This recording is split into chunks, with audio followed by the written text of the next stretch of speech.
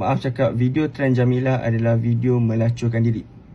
Why I'm saying this? Sebab kita tengok video-video yang diorang buat ni, diorang pakai half naked, lepas tu diorang muka terstrap. Dan kita boleh tengok dekat comment section, mak-mak orang ataupun bini orang boleh komen yang sangat zesty. I'm scaring that because of you are someone wife. Di manakah kamu sedang menjaga kesucian dalam perkahwinan? Saya risau orang-orang sekarang, diorang dah tak fikir dua kali nak buat trend. Diorang fikir asalkan it's viral, asalkan dia trendy, it's got engagement, then go for it.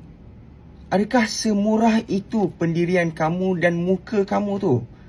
Dan lagi yang buat video tu ada ayah orang yang ada anak. Boleh bayang tak macam mana anak kau nanti bila umur 20, dia tengok ayah dia tengah jual muka, buat muka zesty demi nak dapat perhatian manusia.